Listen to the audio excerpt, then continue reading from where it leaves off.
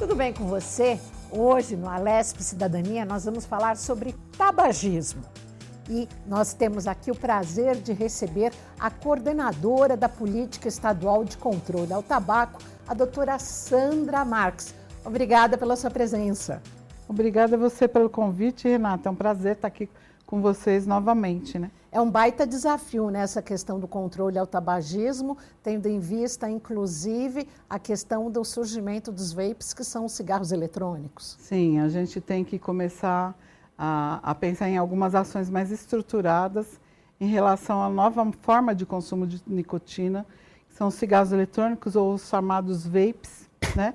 Porque a política de controle do tabaco no Brasil sempre foi um modelo muito exitoso do ponto de vista de implementação de alguns artigos que estão contidos na Convenção Quadro para o Controle do Tabaco, que é o primeiro tratado de saúde internacional assinado e ratificado por 192 países.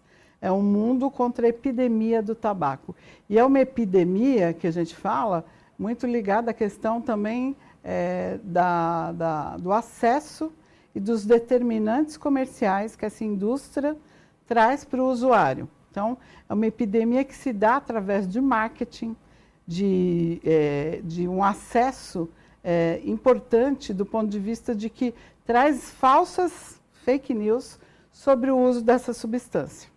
Vale destacar para a nossa audiência que nós estamos na Alesp, a TV Alesp da Assembleia Legislativa, e foi nessa casa há 15 anos que foi aprovado o projeto que se tornou lei, a Lei Antifumo Paulista, que gerou aí todo um precedente para o país, não? E uma lei tão exitosa. Com certeza. Eu estive aqui presente, inclusive, na comemoração dos 15 anos, fizemos um outro programa também a respeito disso, e entender que os 15 anos da Lei Antifumo foi um marco regulatório, com certeza, para o país, né? A Lei Antifumo Paulista veio em 2009, mas tivemos a federal em 2014. Mas a gente ainda tem muitos desafios, porque a sociedade muda, a questão da cultura, as formas como se entregam os produtos hoje, a nicotina que causa dependência, né, ao uso, está sendo formulada por uma outra via, através dos cigarros eletrônicos. É um tipo de nicotina salinizada, que tem um potencial aditivo muito maior do que o dos cigarros comburentes. Doutora, qual o real impacto para a saúde pública dos efeitos do tabagismo? Bom, a gente pode considerar aí mais de 50 tipos de doenças que são relacionadas, né, a problemas com a saúde física e mental, né? Hoje a gente já sabe, os estudos têm demonstrado, e os dados que a gente tem coletado em São Paulo, a grande relação do uso de nicotina com transtornos de ansiedade e de depressão.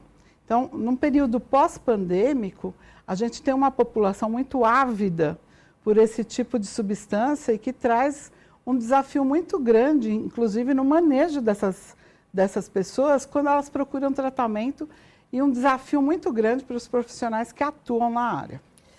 Essa questão da ansiedade, ela é tão presente que eu me recordo. Na minha casa, eu tive um namorado que ele estava tentando parar de fumar, sem medicamento, sem nada, isso uns 15 anos atrás, e ele descia do ônibus para fumar, para seguir o seu caminho. Tal a ansiedade. Exatamente. A dependência de nicotina é uma dependência muito caracterizada, não só física, comportamental e psicológica importante, né? Então, é uma das dependências mais graves que a gente tem. A nicotina é a única substância psicoativa que 30% das pessoas que fazem a primeira experimentação se tornam dependentes. Ou seja, de cada 10 pessoas, 3 se tornam, na primeira experimentação, já dependentes dela. Isso a gente está falando da nicotina de cigarro comburente. Imagine agora com a nova nicotina, que tem um potencial muito mais alto de estabelecer dependência e chega muito mais rápido ao nosso cérebro. E é verdade que se a pessoa parar de fumar, mesmo com 70, 75 anos, ela fumou a vida inteira, o pouco que ela parar de fumar já vai ser benéfico para o organismo? Toda cessação de tabaco traz um benefício, não só na questão da qualidade de vida, né, mas assim, principalmente nesses sintomas físicos e psicológicos que o uso da nicotina traz. Então, realmente, é um ganho e um benefício. Qualquer momento é o momento certo para parar de fumar, com certeza. Momento certo para parar de fumar. E quais são as suas diretrizes frente à coordenação da política estadual de controle ao tabaco? Então, a gente já atuava no Programa Estadual de Controle do Tabagismo em São Paulo, dentro do chamado CRATOD, Centro de Referência de Álcool, Tabaco e Outras Drogas. Acho que foi o grande divulgador do tratamento no SUS. Foi o primeiro serviço de saúde do SUS, premiado, inclusive, pelo Instituto Nacional do Câncer. A nossa governança é no Instituto Nacional do Câncer, no INCA, que fica no Rio de Janeiro, e estabeleceu-se uma ampliação, um acesso maior, porque já em 2015 a gente já começou a trabalhar a regionalização desse programa nos departamentos regionais de saúde. Esse programa ele é estabelecido através de protocolos e diretrizes internacionais. Então, a gente tem um programa que cuida das pessoas, é um grupo de 10 a 15 pessoas, é uma atuação multiprofissional, então não é médico-centrada, né? Ela tem sim uma avaliação médica, mas ela é tocada pelo grupo, principalmente na atenção primária à saúde, e traz a dinâmica de trabalhar mensalmente 4 sessões.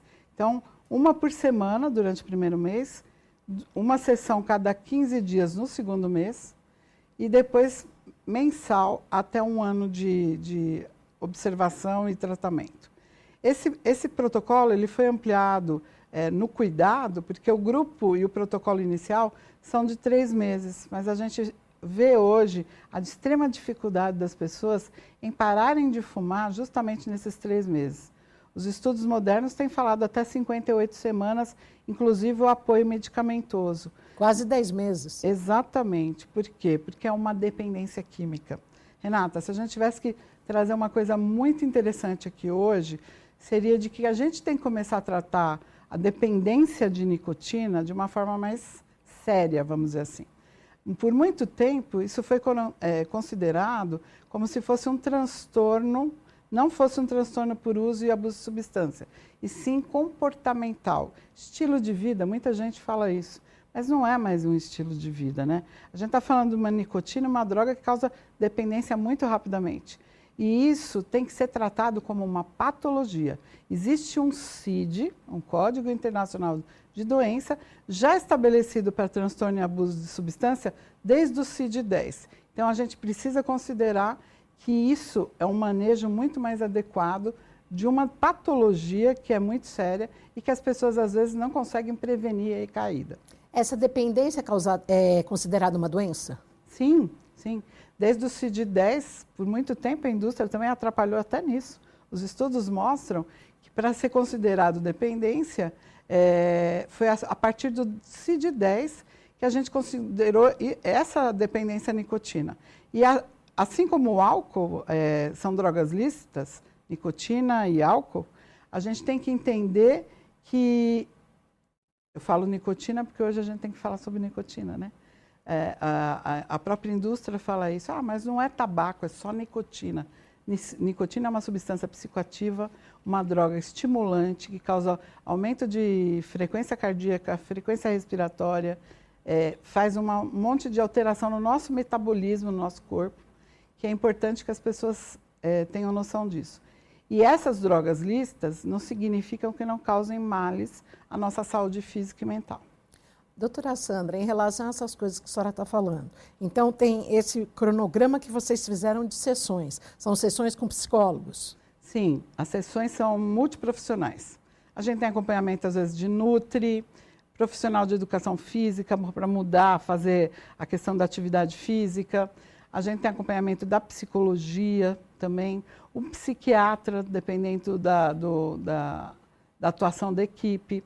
É importante entender que qualquer nível de atenção pode fazer uma abordagem intensiva ao tabagista. A gente já tem documentos, normativas estaduais, que falam, por exemplo, abordagem ao tabagista em ambiente hospitalar. Então, ambiente hospitais gerais, oncológicos e psiquiátricos, Por quê?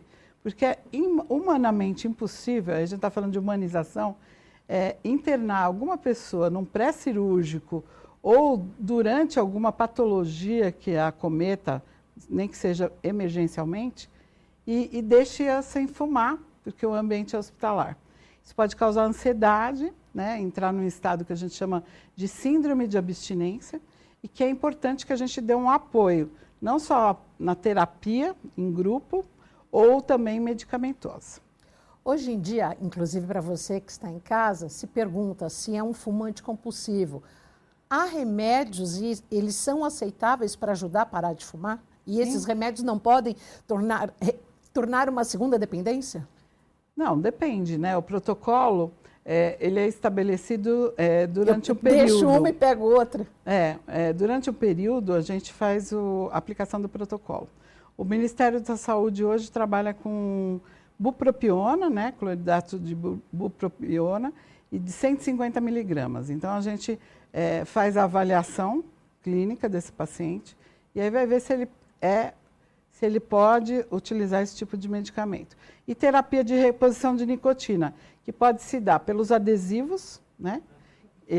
Aqueles adesivos de nicotina, ou então a goma de nicotina, que também tem uma quantidade de nicotina que é realmente para a gente usar em terapias combinadas. Doutora Sandra, os números são alarmantes. O programa está indo que quase que a gente já está chegando no final. Os números são alarmantes em relação a essa questão do cigarro eletrônico. Quais são os malefícios causados pelo cigarro eletrônico em detrimento ao tabaco, ao cigarro de papel? Em comparação, você quer dizer? Em comparação à saúde. Os cigarros eletrônicos, eles têm a gente sempre fala que é lobo em pele de cordeiro, né? Então, a gente está vendo um retrocesso, inclusive, das políticas de controle de tabaco por conta desse dispositivo. Cabe ressaltar que os cigarros eletrônicos são proibidos no país desde 2009, né? RDC 46. Então, eles são proibidos a venda, comércio, importação de cigarros eletrônicos no país. São os vapes. Os vapes. Ou os pods, né, como falam também. Isso. Tem 4 gerações já de cigarros eletrônicos. O que você está falando é a última geração. Então, essa é a 4ª geração mais adaptada, assim, para o mercado mesmo, mais tecnológica. Que tem aroma, tem sabor. Justamente. Eu acho que convém dizer que em breve aí a gente vai ter também uma audiência pública sobre isso. A votação, inclusive, do Supremo Tribunal Federal a respeito de um PL que já é desde 2012, o PL 14, que fala sobre a questão de restringir e retirar aditivos e aromatizantes dos cigarros, né? Porque isso realmente é o que mais traz atratividade para crianças e adolescentes iniciarem nessa prática. Há 10 anos transitando no Congresso e o projeto agora que vai à votação, é isso? Já foi discutido várias coisas. O lobby da indústria é muito forte, até né? Por exemplo, a Anvisa tinha competência para fazer esse tipo de coisa. Então, assim, se questionou, inclusive, a competência da Agência Nacional de Vigilância Sanitária sobre se ela tinha competência para fazer determinados assuntos, inclusive contra a questão do vape. Mas é entender que a gente precisa fortalecer, a Anvisa também é SUS, né? É nossa parceira nisso, e ela está baseada sempre em artigos e estudos científicos robustos, e todas as sociedades médicas falam sobre isso. Então, é muito importante a gente estabelecer que esse cuidado foi fundamental para que a gente não tivesse ainda mais usuários, principalmente jovens, de 18 a 24 anos, que teve um boom ultimamente aqui no Brasil, usuários de cigarros contrabandeados, né? Cigarros vape são contrabandeados. E ontem mesmo eu acabei fazendo uma atuação junto com o Tribunal de Justiça de como que a gente pode trabalhar alguns temas, inclusive com uma presença mais forte da questão de se cobrar, estabelecer a restrição à lei, né? A gente sempre fala muito da lei antifumo, as pessoas acham que é proibitiva, mas ela é protetiva ao meio ambiente, ao tabagista passivo, à saúde planetária, né?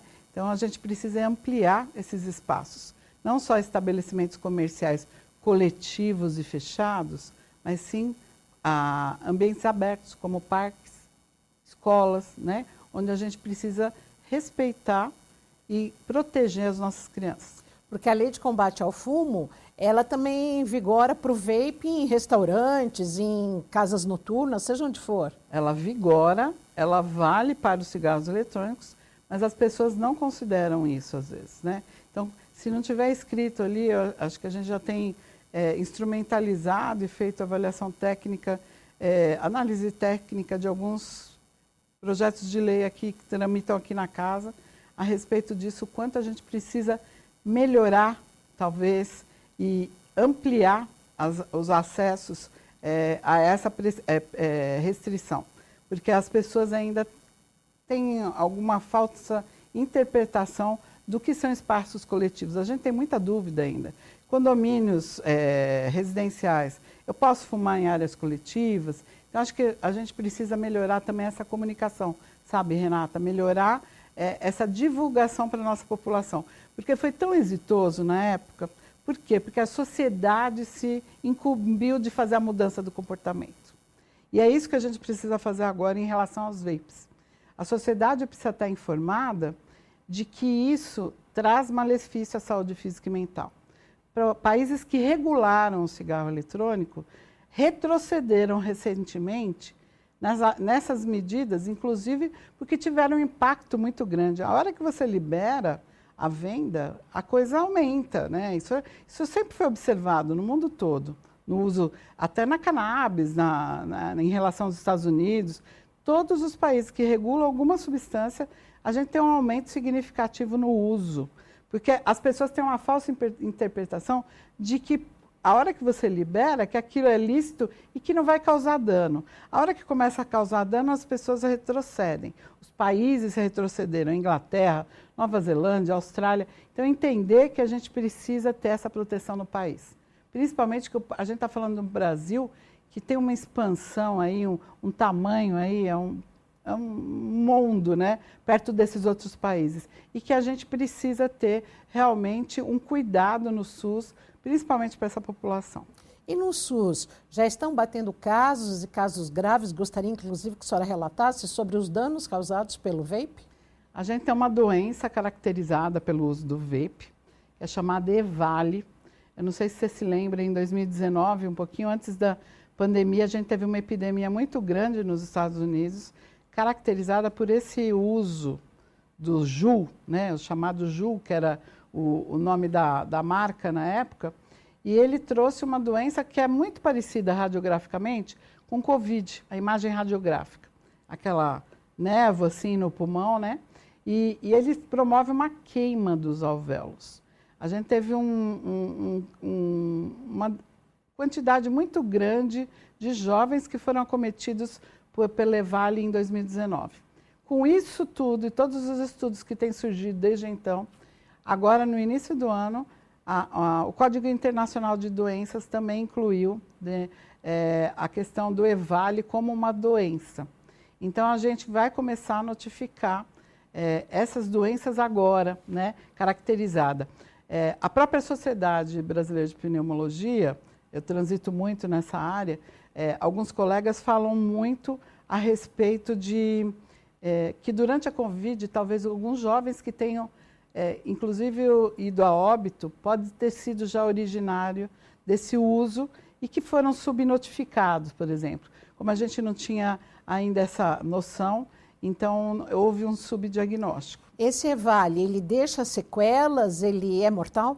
Sim, pode deixar alterações 1000 quando não vai a óbito. A gente tem observado alguns casos, mas assim, são casos mais pontuais que acabam aparecendo na mídia.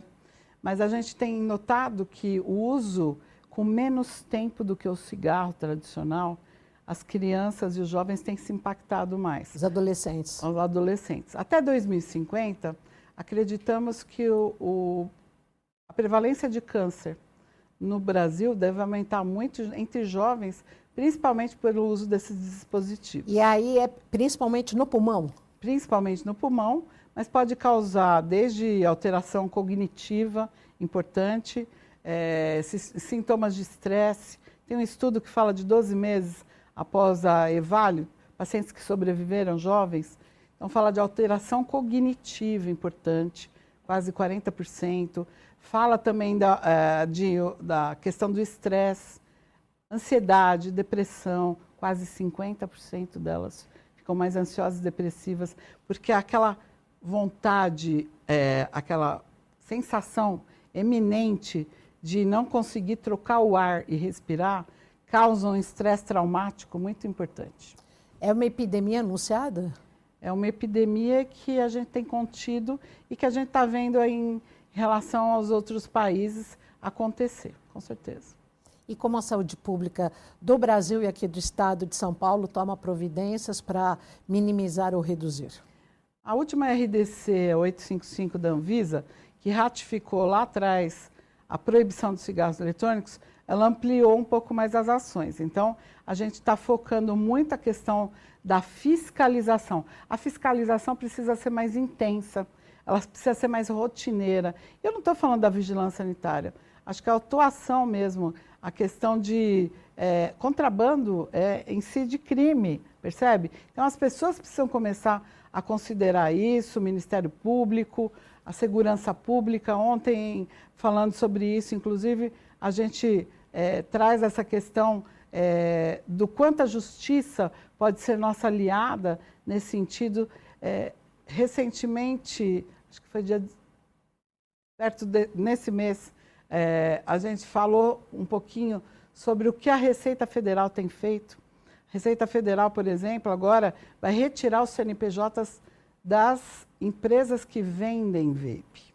Então, entender que quando você entra na internet e que você vê essa venda ilegal... No Mercado Livre, por exemplo? No Mercado Livre, qualquer empresa que vende de e-commerce, você pode denunciar, printa a página, entra na página da Anvisa e lá eles vão tomar as providências legais cabíveis para que isso seja impetrado. Ano retrasado, acho que o Ministério da Justiça tirou do ar 33 sites que faziam venda ilegal de cigarros eletrônicos. Mas entender que a internet é aquela coisa, ou você fiscaliza direto, ou você tem uma atuação, inclusive, da sociedade. Mas eu não sou fiscal. Mas uma sociedade bem informada impede, por exemplo, que as pessoas fumem em locais fechados. Percebe? Quando a gente tem isso na concepção e começa a virar uma cultura, a gente tem proteção. Então, entender que não se pode, quando a gente fala dos celulares, crianças usando celular na escola, não pode ter cigarro na escola, nem vapor, que às vezes eles fumam dentro da sala de aula, vaporizam dentro da sala de aula, escondido, porque tem 1.500 formas, né? Parece uma borracha, parece um pendrive, mas entender o quanto que a gente precisa melhorar o conceito e a comunicação disso. Agora, a senhora fala dessa questão do vape nas escolas.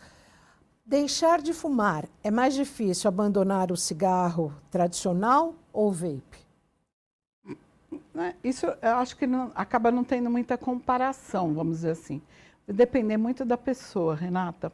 Depende da pessoa, depende da dependência dela. Do momento. Depende do contexto. Os hábitos, a companhia. Exato. A dependência química, ela tem uma coisa muito importante da condição crônica, né? É uma condição crônica como diabetes, como hipertensão, por isso que ela tem que ser elaborada individualmente o tratamento. Multidisciplinar. A terapêutica é para você, é para mim.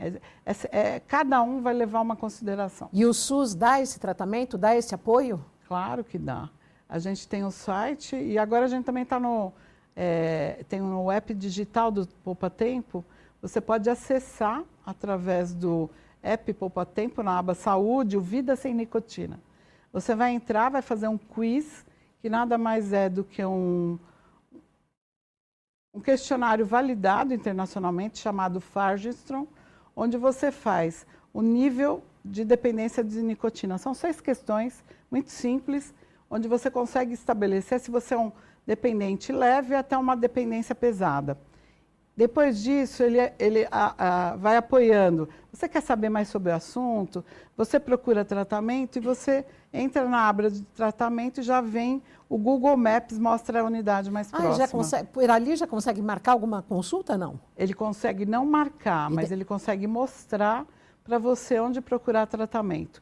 Aí você se dirige à unidade de saúde, futuramente a gente quer colocar assim a marcação de consulta, mas para isso a gente está ampliando um pouco os acessos, está estabelecendo já um piloto, né, em relação a isso, como é que a gente pode trabalhar até o tratamento através do aplicativo. Rapidamente, quais são os tipos de câncer mais comuns gerados pelo tabagismo? Tabaco, ele pode dar vários tipos de cânceres. Próstata, mama, garganta, são os chamados cabeça e pescoço, né? Bucais, né? Saúde bucal também. Mas eu posso relatar aqui importantes que a gente vai, inclusive, trabalhar muito esse começo de ano, que é o câncer de pulmão, né? 85% das pessoas que têm câncer de pulmão provavelmente são tabagistas, né? É um fator de risco muito importante para o câncer de pulmão, para DPOC, doença pulmonar obstrutiva crônica, que é o enfisema. Eu acho que é um tipo de patologia que a gente vai falar muito aqui no estado de São Paulo, que a gente está preparando também uma linha de cuidado de rastreio de câncer de pulmão dentro dos grupos de tabagismo. Isso vai ser uma inovação aqui em São Paulo e muito importante para a gente começar a ter esse cuidado mais institucionalizado. Com antecedência, consegue-se tratar melhor esse tipo de câncer? Que a senhora disse que é o mais comum? Quanto mais cedo você estabelece e rastreia algum tipo de nódulo, você tem o que a gente chama de estadio mais precoce da doença e com isso a gente pode fazer uma prevenção e melhorar a qualidade de vida desse indivíduo. Com toda a sua experiência na área, a senhora consegue se lembrar e contar rapidamente alguma história de pessoas que pararam de fumar e que ganharam uma outra qualidade de vida? Com certeza. A gente já fez várias, mesmo ali dentro do Cratode, a gente teve vários casos, inclusive foram noticiados, inclusive por televisão, de melhora na qualidade de vida, melhora na voz. Pessoas que fumavam no chuveiro, dentro do chuveiro, ela punha um chapéuzinho para poder ficar com o cigarro embaixo do chuveiro ali, da ducha. E o quanto melhorou isso, a voz dela era visível, a pele, né? A qualidade, o fôlego.